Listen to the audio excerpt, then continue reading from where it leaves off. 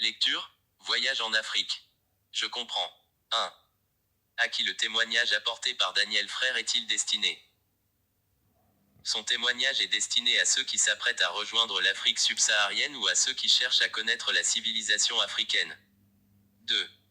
Combien d'années le narrateur a-t-il passé en Afrique? Le narrateur a passé 9 ans en Afrique. 3. Par quoi le narrateur était-il toujours fasciné? Daniel Frère est fasciné par les levées et couchers de soleil magiques. 4. Relève, dans le texte, les éléments qui caractérisent l'Afrique. L'Afrique se caractérise par les arbres immenses, les odeurs des épices et des poissons, la musique traditionnelle, les festivals et les rituels et des danses, les tissus colorés, la cuisine, la splendeur des civilisations, et les monuments historiques. 5. D'après le texte, pourquoi les touristes repartaient-ils de l'Afrique indifférents et déçus?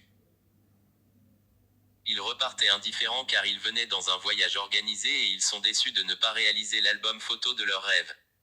6. Est-ce que le narrateur est satisfait de l'expérience vécue en Afrique? Justifie ta réponse à partir du texte. Oui, le narrateur est satisfait de cette expérience car il garde de merveilleux souvenirs qu'il n'oubliera jamais. Je prononce bien. 1. Je lis la phrase en respectant les liaisons. Ils étaient surpris et étonnés de ne pas voir des éléphants traverser les routes. 2. Je lis la phrase en marquant les pauses. Durant ces 9 ans, j'étais toujours fasciné par les levées et couchers du soleil magique et j'ai beaucoup aimé les arbres immenses. Je réagis au texte. 1. Relis le premier paragraphe du texte en remplaçant « je par il ». Il a voyagé et habité en Afrique pendant 9 ans. Il a gardé de cette longue expérience un merveilleux souvenir qu'il n'oubliera jamais. Il a gardé de la lumière, beaucoup de lumière. Durant ces 9 ans remplis d'émotions, il était toujours fasciné par les levées et couchers de soleil magique et il a beaucoup aimé les arbres immenses. Il a gardé des couleurs, toujours des couleurs. Il a senti les odeurs d'épices et de poissons. Il a écouté la musique traditionnelle. Il a assisté à des festivals, des rituels et des danses masquées. Il a touché les tissus colorés des marchés. Il a goûté des plats pimentés.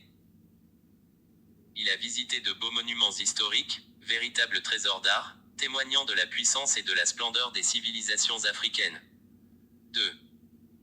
Dans quel but l'auteur recourt-il à l'emploi des adjectifs qualificatifs dans le texte? Le but c'est qualifier et donner de la valeur. 3.